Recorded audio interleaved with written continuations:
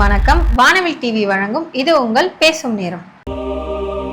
Connecting you with medical experts.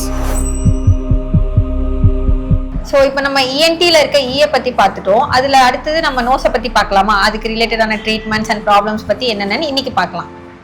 So doctor, இப்போ அடிக்கடி இப்போ நீங்கள் ஃபர்ஸ்ட் இயர் பற்றி சொன்னீங்க. இப்போ நோஸில் வந்து அடிக்கடி வந்து மூக்கு அடைச்சிக்கிறது தான் பெரிய ப்ராப்ளம். இந்த மூக்கு அடைச்சிக்கிறது எதனால? கடைப்புக்கும் நிறைய காரணங்கள் இருக்கு. ஸோ மோஸ்ட் காமன் இப்போ வந்து ஹிஸ்டரி கேட்கும் போது பேஷண்ட் வந்து அப்பப்போ மூக்கு அடைக்குது, கொஞ்ச நேரத்துல மூக்கு ரிலீவ் ஆயிருது அப்படின்னா அதுதான் சம் டெம்பரரி ப்ராப்ளம் தான். It is treatable. Sometimes patient வந்து எனக்கு எப்பவுமே ரைட் சைடு அடைச்சே தான் இருக்கும், காலைல நான் எந்திரிச்சு நைட்டு படுக்கிற வரைக்கும் எனக்கு ஒரு பக்கம் அடைச்சே இருக்குன்னா அப்ப அங்க ஏதோ ஸ்ட்ரக்சரல் ப்ராப்ளம் இருக்கு. அதாவது மூக்கு தண்டுன்னு சொல்றது, இந்த மூக்கு தண்டு தான் மூக்கு ரைட் லெஃப்ட்னு பிரிக்கிறது. இந்த மூக்கு தண்டே விலகி இருக்கலாம். சோ அது ஒரு போனி ப்ராப்ளம். அதை வந்து நம்ம மெடிசனோ ஸ்ப்ரேவோ எடுத்து குணப்படுத்த முடியாது. இது காரணமா இருக்கலாம். இல்ல சைனஸ் இன்ஃபெக்ஷன் ஜாஸ்தி ஆகி ரொம்ப சளி அடிக்கமா அடைச்சு இருக்கிறதுனால மூக்கடைப்பு வரலாம். இதே குழந்தைகளா இருந்தாங்கன்னா அவங்களுக்கு ஒரு மோஸ்ட் காமன் காஸ் எப்பவுமே மூக்கு அடைச்சே இருக்கு, வாய் திறந்தே இருக்காங்கன்னா நான் ஃபர்ஸ்ட் சொன்ன மாதிரி மூக்குக்கு பின்னாடி ஒரு சதை வளரும், அடினாய்ட்ஸ்ன்னு சொல்றது, அது ரொம்ப காமனா வளரும். அடையிற அளவுக்கு வளர்ந்துருச்சுனாலும் குழந்தைகளுக்கு மூக்கடைப்பு வரும். இப்போ நீங்கள் சைனஸ்ன்னு சொன்னதுக்கு அப்புறம் தான் கேட்குறேன். இந்த சைனஸ்ன்ற வேர்ட் நான் நிறைய பேர் சொல்லி கேட்டுருக்கேன். அப்படின்னா என்ன, அது எதனால வருது? பேஷண்ட்ஸ் வந்து எங்ககிட்ட டைரக்டா வருவாங்க, டாக்டர் எனக்கு சைனஸ் பிரச்சனை இருக்கு. ஆனா அவங்க கிட்ட சைனஸ்னா என்னன்னு கேட்கும் போது அவங்களுக்கு அதை பத்தி தெரியறதே இல்லை.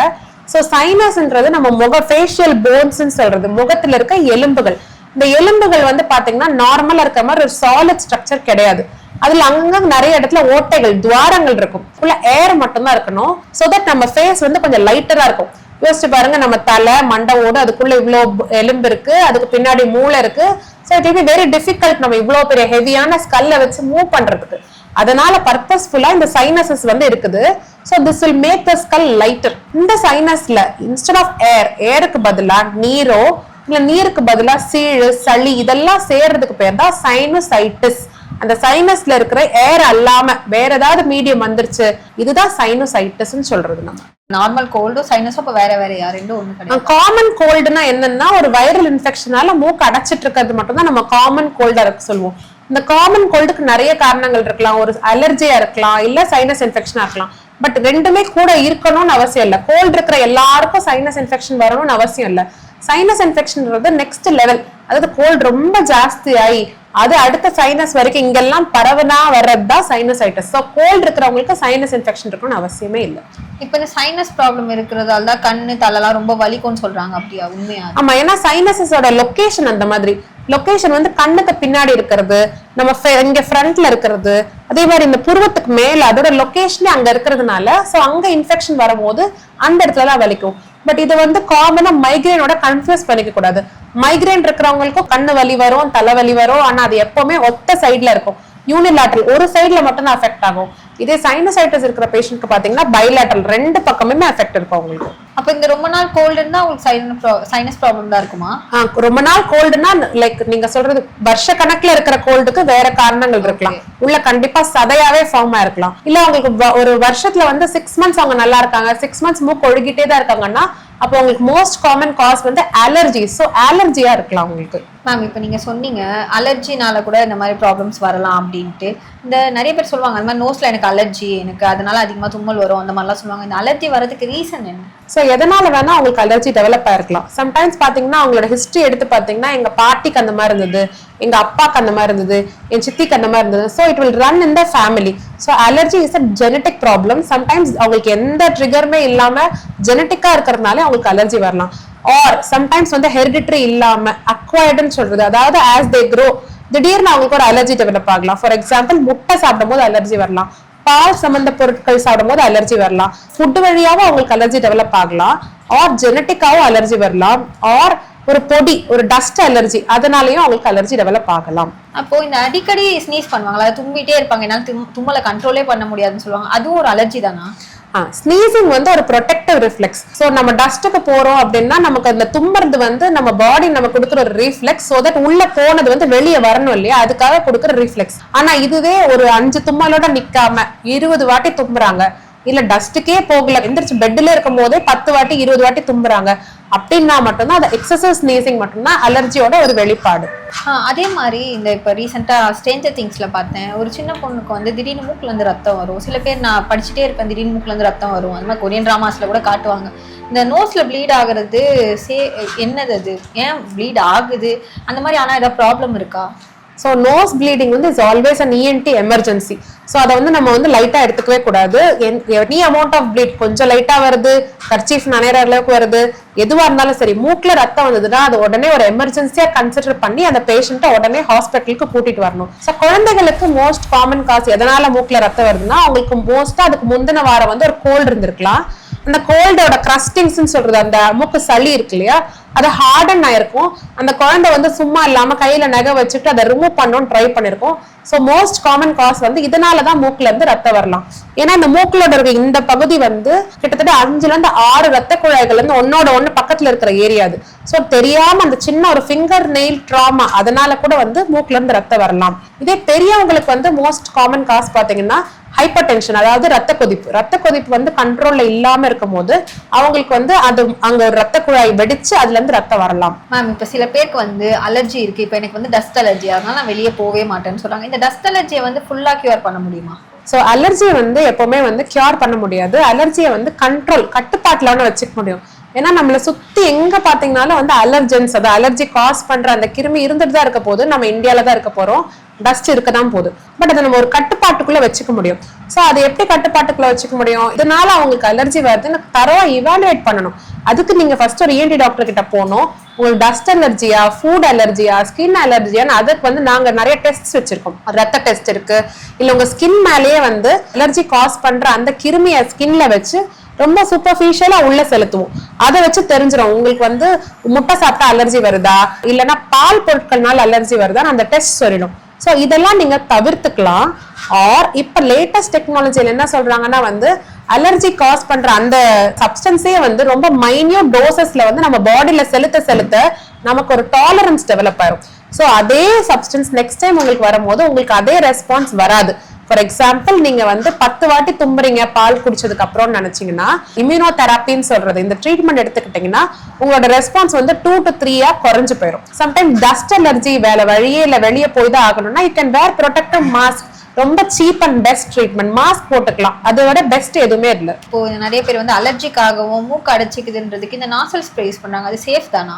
ஸோ நேசல் ஸ்ப்ரேஸ் வந்து நம்ம நிறைய இடத்துல வந்து கிரிக்கெட்டர்ஸ் எல்லாம் யூஸ் பண்ணி நம்ம பார்த்திருக்கோம். ஒரு 2 நிமிஷம் அடிச்ச உடனே ஒரே செகண்ட்ல வந்து ரிலீவ் ஆயிடும், ஒரு மினிட்ல ரிலீவ் ஆயிடும்லாம் போட்டிருப்பாங்க, which is true actually. ஆனா வந்து எதனால உங்களுக்கு மூக்கடைப்பு வருதுன்னு உங்களுக்கு தெரிஞ்சிருந்தா நீங்க அதை யூஸ் பண்ணிருக்கலாம். சப்போஸ் உங்களுக்கு வந்து ஒரு சளி பிடிச்சிருக்கு, 2வது நைட் வரைக்கும் மூக்கு அடைச்சே இருக்கு, அப்ப நீங்க அதை யூஸ் பண்ணிக்கலாம். ஆனா வருஷ கணக்கா உங்க மூக்கு அடைச்சே இருக்குன்னா அதுக்கு அந்த ஸ்ப்ரேஸை யூஸ் பண்ணிட்டே இருந்தீங்கன்னா என்ன காஸ் பண்ணும்னா அந்த நேசல் ஸ்ப்ரேயோட ஆக்ஷன் வந்து அப்படியே ரிவர்ஸ் ஆயிடும்.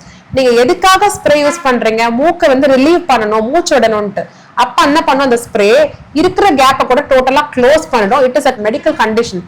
So unwarranted use of nasal sprays is prevented. நீங்க அதை யூஸ் பண்ணக்கூடாது. நாங்க கொடுத்தனாலே மேக்ஸிமம் 3 days ஆர் 5 days தான் கொடுப்போம் ஒரு பிரிஸ்கிரிப்ஷன்ல. அதை மீறி பேஷண்ட்ஸ் என்ன பண்ணுவாங்க, நல்லா இருக்கு எப்பவுமே மூக்கு ஓப்பனா இருந்தா சூப்பரா இருக்கேன்னு நினைச்சிட்டு they keep on abusing the nasal spray and end up in having more problems. நான் அப்புறம் ஒரு சில மூவில பார்த்தேன், இந்த அருவம்னு ஒரு மூவில பார்த்தேன், அந்த ஹீரோயினுக்கு வந்து இந்த ஸ்மெல்லிங் சென்ஸ் இருக்காதுன்னு சொல்லுவாங்க, அவங்களால ஸ்மெல் பண்ண முடியாது. அந்த மாதிரி ப்ராப்ளம் வந்து நான் ஃபர்ஸ்ட் டைம் பாக்குறேன், அது உண்மையா இருக்கா அந்த மாதிரிலாம்? ஸோ நம்ம எல்லாருக்குமே அது வந்திருக்கும் இல்லையா, கோவிட் வந்து அட்டாக் பண்ண முடிச்சதுக்கு அப்புறமா எல்லாருக்குமே வந்து ஸ்மெல் வந்து ரொம்ப கம்மியா இருக்கும். அது ஒரு டெம்பரரி ஃபேஸா இருக்கலாம். சோ நம்ம ஸ்மெல் வந்து நம்ம மூக்குல இருந்து மூளைக்கு போறதுக்கு ஒரு முக்கியமான நரம்பு, அது மூக்கு வழியா தான் பாஸ் ஆகுது. சோ அந்த நரம்புல ஏதாவது ஒரு சப்போஸ் அடிபட்டு இருக்கலாம், ஒரு ஹெட் இன்ஜுரி ஆயிருக்கலாம், அதுக்கப்புறம் ஸ்மெல் சென்ஸ் போயிருக்கலாம். அப்படின்னா அந்த நரம்பு இன்ஜுரி ஆயிருக்கும், நரம்பு கட் ஆயிருக்கலாம், டிரான்சாக்ஷனே ஆயிருக்கலாம். அவங்களெல்லாம் ஒண்ணும் பண்ண முடியாது, தே நீட் சர்ஜரி. இதே ஒரு இன்ஃபெக்ஷன், ஒரு போஸ்ட் கோவிட், ஒரு போஸ்ட் வைரல் ஆனதுக்கு அப்புறமா எப்படி நமக்கு டேஸ்ட் எல்லாம் கம்மியா தெரியுது, அந்த மாதிரி ஸ்மெல்லும் கம்மியா தெரியும். இது வந்து வெயிட் அண்ட் வாட்ச் தான். நம்ம வந்து வெயிட் பண்ணி பார்க்கலாம், ஒரு 1 month இல்ல 2 months வெயிட் பண்ணி பார்க்கலாம். அதுக்கு ஸ்டெராய்ட்ஸ் கொடுக்கலாம், ஸ்டெராய்ட் நேசல் ஸ்ப்ரே கொடுத்து அது வந்து ரெக்கவர் ஆகிறதுக்கு வாய்ப்பு நிறைய இருக்கு. அது மாதிரி டாக்டர், இப்போ நைட்ல வந்து தூங்கும் போது மூக்கு அடைச்சிக்குது, என்னால சுத்தமா தூங்க முடியல, மூச்சு விடவே கஷ்டமா இருக்குன்றாங்க, அதெல்லாம் எதனால? சோ நம்ம பேசிக்கலி நம்ம ஹியூமன் பீயிங்ஸ் வந்து மூக்கு வழியா மூச்சு விட்டே பழகிட்டோம் இல்லையா குழந்தையில இருந்து. சோ நம்ம படுக்கும் போது என்ன ஆகும்னா நம்ம கழுத்து, நம்ம வாய், நம்ம டங்கு எல்லாமே வந்து ரொம்ப ரிலாக்ஸ் ஆயிரும். ஸோ அந்த டைம்ல வந்து மூக்கு அட்லீஸ்ட் ஓப்பனா இருந்தாதான் நம்மளால சுவாசிக்க முடியும் இல்லையா. ஸோ அதுவே பிளாக் ஆயிடுச்சுன்னா ஃபர்ஸ்ட் அடி வாங்குறது நம்ம sleep. So quality of sleep வந்து ரொம்ப அஃபெக்ட் ஆயிடும். திடீர்னு எந்திரிப்பாங்க, ஏன்னா அவங்க மூக்கு வந்து அடைச்சிருக்கிறதுனால. So sometimes patient even end up having snoring. ஏன்னா அவங்களுக்கு எப்படியாச்சும் காத்து வெளியே வரணுங்கிறதுக்காக வாய் வழியா பிரீத் பண்ண ஆரம்பிச்சிருவாங்க. This results in snoring. இப்போ எங்க அம்மாக்கெல்லாம் வந்து அவங்க மூக்கு அடைச்சிருக்குன்னு சொல்ல மாட்டாங்க, ஆனா அப்பவுமே அவங்க கொரட்டை விடுவாங்க. இந்த கொரட்டை எதனால வருது? ஸோ கொரட்டை வரதுக்கு நிறைய காரணங்கள் இருக்கலாம். ஒண்ணு மூக்கடைப்புனால வரலாம், அதுதான் இப்ப சொன்ன மாதிரி, அதனால வந்து அவங்களுக்கு கொரட்டை வரலாம். சம்டைம்ஸ் மூக்கடைப்பே இல்ல, பட் ஸ்டில் தே ஸ்னோர். பாத்தீங்கன்னா if the patient is morbidly obese, obesனா உடல் பருமன் ஜாஸ்தியா இருக்காங்க, அவங்க கழுத்தை நாங்க அனலைஸ் பண்ணுவோம், காலர் நெக் ரேஷியோன்னு சொல்றது. ஸோ அவங்க காலர் பாத்தீங்கன்னா அது ஒரு பர்டிகுலர் சென்டிமீட்டர் வரைக்கும் இல்ல, ரொம்ப பெரிய வைட் நெக், ரொம்ப ஃபேட்டா இருக்காங்க, அதுவும் அவங்க மூச்சு குழாய சுருக்கிறதுக்கு வாய்ப்பு இருக்கு. இது ரெண்டுமே இல்ல. ஒரு குழந்தை ஸ்னோர் பண்ணும் போது என்ன ரீசனா இருக்கலாம்னா அவங்களுக்கு டான்சில்னு சொல்றது, தொண்டையில வளரக்கூடிய ஒரு சதை, அந்த சதையோட சைஸ் ரொம்ப பெருசாகி அதனால கூட ஒரு சின்ன குழந்தை வரைக்கும் ஸ்னோரிங் பண்ணலாம். இப்போ இந்த ஸ்னோர் பண்றாங்கல்ல, இதை வந்து கியூர் பண்றதுக்கு ட்ரீட்மெண்ட்ஸ் இருக்கா? ஸோ ஃபர்ஸ்ட் எதனால ஸ்னோர் பண்றாங்க, மூக்கு தான் காரணமா, தொண்டையில காரணமா, இல்ல ஒபிசிட்டி தான் காரணமான்னு ஃபர்ஸ்ட் நம்ம அதை அனலைஸ் பண்ணிக்கணும். ஒபிசிட்டி தான் காரணம்னா ஃபர்ஸ்ட் வெயிட் ரிடக்ஷன் சொல்லணும், அவங்களுக்கு ஹெல்த்தி ஃபுட் ஹேபிட்ஸ் என்னன்னு அவங்களை இன்ட்ரடியூஸ் பண்ணணும், அண்ட் அவங்களுக்கு life style modifications, tea coffee நிறைய குடிக்காதீங்க, சுகர் ஐட்டம்ஸ், அதை நம்ம சொல்லலாம். இப்ப இது எதுவுமே காரணம் இல்ல, ஒரு ஃபிட் ஹெல்தி அடல்ட் இருக்காரு, ஆனா அவரும் ஸ்னோர் பண்றாருன்னா அப்ப கண்டிப்பா மூக்குல ஏதாவது ப்ராப்ளம் இருக்கும். சோ அவருக்கு அந்த மூக்கு தண்டு வளைஞ்சிருக்கிறதான்னு பார்க்கணும், இல்ல சைனஸ்னால சதை வளர்ந்துருக்கான்னு பார்க்கணும். அதை நம்ம சர்ஜிக்கலா ரெடியூஸ் பண்ணிக்கலாம். குழந்தைக்கு டான்சில் அடிக்கடி வருது அப்படின்னா டான்சிலெக்டமின்னு சொல்லப்படுற குழந்தைகளுக்குன்னே இருக்கிற அந்த சர்ஜரி, அதையும் நம்ம ப்ரொசீட் பண்ணிக்கலாம். மேம் அதே மாதிரி இப்போ இந்த ஆக்சிடென்ட் ஆயிடுச்சு, இல்ல ஏதாவது ஒரு விளையாடிட்டு இருக்குமோ அடிபட்டுச்சுன்னு இந்த மூக்கு தண்டு உடஞ்சிருச்சுன்னு சொல்லுவாங்க, அந்த என்ன பண்ணணும் அந்த மூக்கு தண்டு உடஞ்சிருச்சுன்னா? ஸோ மூக்கு தண்டுங்கிறது இங்க இருக்க எலும்பு, ஸோ இது மட்டும் தான் உடைய முடியும். இங்க இருக்கிறது வந்து காட்லேஜ்னு சொல்றது மாவெலும்பு, ஸோ அது உடையாது. ஸோ இங்க சப்போஸ் பிரச்சனை வந்து உடஞ்சிருச்சு அப்படின்னா ஸோ உடனே இப்போ உங்களால பக்கத்துல ஒரு ஹாஸ்பிட்டல் ஃபெசிலிட்டி இருக்கு அப்பனா நீங்க உடனே அங்க போய் என்னன்னு பாத்துக்கலாம். சப்போஸ் நீங்க எங்க மாட்டிக்கிட்டீங்க, அங்க போக முடியாது அப்படின்னா இம்மீடியட்டா என்ன பண்ணலாம்னா அந்த ஃப்ராக்சர் ஆன இடத்துல வந்து இம்மீடியட்டா ஸ்வெல்லிங் ஆகும். ஸோ இந்த ஸ்வெல்லிங்கை கண்ட்ரோல் பண்றதுக்கு ஐஸ் பேக்ஸ், ஐஸ் கியூப்ஸ் உடனே அப்ளை பண்ணலாம். சப்போஸ் இந்த அடிபட்டு மேல இருக்க தோலே கிழிஞ்சிருச்சு அப்படின்னா கண்டிப்பா அந்த இடத்துல ஸ்டிச்சிங் தேவைப்படும், சூச்சரிங் தேவைப்படும். அந்த ஸ்வெல்லிங் வலி செட்டில் ஆனதுக்கு அப்புறம் நீங்க டாக்டர் கிட்ட போகணும். சம்டைம்ஸ் இந்த அடிபட்டுட்டு மூக்குல இருந்து இப்படி வெளியே ரத்தம் வந்துட்டு இருக்கு அப்படின்னா அது வந்து ஃபர்ஸ்ட் இம்மீடியட்டா வீட்டுல நீங்க அரெஸ்ட் பண்ணணும் அப்படின்னு நினைச்சீங்கன்னா நல்லா டைட்டா நோஸை பிஞ்ச் பண்ணிக்கலாம். பிஞ்ச் பண்ணிட்டு மூக்கை ஒண்ணு மேல நோக்கி பார்க்கலாம், இல்ல கம்ப்ளீட்டா கீழே டோட்டலா உங்க சின் வந்து உங்க செஸ்ட் டச் பண்ற அளவுக்கு கீழே குனிஞ்சுக்கலாம். ஸோ நல்ல ப்ரெஷர், கம்ப்ளீட் ப்ரெஷர் கொடுத்தீங்கனாலே அந்த ப்ளீடிங் அரெஸ்ட் ஆயிடும். அதுக்கப்புறமா நீங்க ஐஸ் வைக்கிறது, உடனே ஹாஸ்பிட்டல் போறது, இதெல்லாம் நீங்க ப்ரொசீட் பண்ணிக்கலாம். அது மாதிரி இந்த மூக்கு தண்டு இந்த மாதிரி ஆனதுக்கப்புறம் ஆப்ரேட் பண்ணணும்னு சொல்லுவாங்கல்ல, இந்த ஆப்ரேஷன் பண்றதுக்கே நிறைய பேர் தயங்குவாங்க. ஏன்னா மூக்கோட ஷேப் மாறிடும், அப்புறம் நல்லா இருக்காது, என் மூக்கு ஷேப் மாறிடும், அதுக்காகவே போக மாட்டாங்க, வீட்டே இருப்பாங்க. அது நல்லதா சரியா? ஸோ இந்த மூக்கு தண்டுங்கிறது உங்க நோஸோட ஷேப்பை டிசைட் பண்றது கிடையாது, சரிங்களா? அந்த மேல இருக்கிற இந்த ஸ்கின், இதுக்குள்ள இருக்க அந்த கார்ட்லேஜ் தான் உங்க நோஸ் பாயிண்டடா இருக்க போதா, இல்ல உங்க நோஸ் பல்பஸா இருக்க போதா, உங்க டிப் எப்படி இருக்கணும்னு டிசைட் பண்றது. சோ உள்ள இருக்கிற மூக்கு தண்டுங்கிறது என்ன பண்ண போகுதுன்னா உங்க மூக்க ரைட் லெஃப்ட் பிரிக்க போகுது. சோ இதுல ப்ராப்ளம் இருக்கு, உங்க நோஸ் வந்து ரொம்ப ரைட் சைட்ல இருக்கு, பாயிண்டடா இருக்குது, அதனால குத்தி கூட சம்டைம்ஸ் ப்ளீடிங் வரலாம். இதை கரெக்ட் பண்றதுனால வந்து உங்க எக்ஸ்டர்னல் ஃப்ரேம் ஒர்க் அஃபெக்ட் ஆக போறது கிடையாது. எக்ஸ்டர்னல் ஃப்ரேம் ஒர்க்கை மாத்திர சர்ஜரிக்கு பேரு ரைனோபிளாஸ்டி, இந்த மூக்கு தண்டு கரெக்ஷனுக்கு பேரு செப்டோபிளாஸ்டி. ரெண்டே கம்பைன் பண்ணி கூட நம்ம பண்ணிக்கிறது உண்டு. ஒரு எஃபிஷியன்ட் சர்ஜனால செப்டோபிளாஸ்டி பண்ணும்போது எக்ஸ்டர்னல் டிஃபார்மிட்டி வர வாய்ப்பு கம்மி. அம்மா இப்ப ட்ரெண்டிங்கா ஒண்ணு இருக்கு, இப்ப மூக்குல இருக்க ஹேரை ரிமூவ் பண்றதுக்குன்னு நிறைய டூல்ஸ் வந்துச்சு. அந்த மாதிரி ஹேர் ரிமூவ் பண்றது சேஃபா? மூக்குல இருக்க ஹேருக்கு வந்து ஒரு பர்பஸ் இருக்கு, அதுவும் ஒரு ப்ரொடெக்ஷன் தான். உங்க பிரீதிங்கை கண்ட்ரோல் பண்றது, சின்ன சின்ன டஸ்ட் பார்ட்டிகளை ட்ராப் பண்றதுக்கு தான் அந்த இடத்துல மூக்குல ஹேர் கொடுத்துருக்காங்க. சம்டைம்ஸ் அந்த ஹேர் வந்து கொஞ்சம் ஏஸ்தட்டிக் பர்பஸ்க்காக சம்டைம்ஸ் வெளியே வருது அப்படின்னா ட்ரிம் பண்ணிக்கலாம். ஆனா ஒரு சிசரோ ஒரு பாயிண்டட் இன்ஸ்ட்ருமெண்ட் வச்சு கட் பண்றதுனால ஹேர் ஃபாலிக்கல் இன்ஃபெக்ஷன் வரும் எனிவேர் இந்த பாடி. வேக்சிங் பண்ணா வருது இல்லையா ஹேர் ஃபாலிக்கல் இன்ஃபெக்ஷன், அது நோஸ்ல ஏற்படும். சோ நான் முன்னாடியே சொன்ன மாதிரி இது டேஞ்சரஸ் ஏரியா ஆஃப் த ஃபேஸ்ன்னு சொல்றது. சோ அந்த இன்ஃபெக்ஷன் ஈஸியா பிரெயின் வரைக்கும் பரவிடும், சரிங்களா? சோ அதனால மூக்குல இருக்க ஹேரை வந்து ரொம்ப ஏஸ்தட்டிக்கா ஃபீலிங்கா இல்ல வெளியில நீட்டிட்டு இருந்தா மட்டும் ட்ரிம் பண்ணிக்கலாம், அதர்வைஸ் அதை எடுக்கிறது ரொம்ப தவறு. ஓகே, இப்போ இந்த நோஸை ஹெல்த்தியா வச்சுக்கிறதுக்கு நம்ம லைஃப் ஸ்டைல்ல நம்ம ஃபாலோ பண்ண வேண்டிய ஹேபிட்ஸ்லாம் என்ன மேம்? ஸோ ப்ரீதிங் எக்ஸசைசஸ் அந்த மாதிரி பண்ணலாம். மூக்குல ஏதோ டஸ்ட் இருக்கு, அழுக்கு இருக்கு, அதை எடுக்கணும்னு நினைக்கிறீங்க அப்படின்னா டைரக்டா ஃபிங்கர் நெயில எடுத்துட்டு போறது, ஏதாவது ஆப்ஜெக்ட வச்சு கண்ணாடி முடி பார்த்து கிளீன் பண்றதுல ரொம்ப தவறான விஷயம்.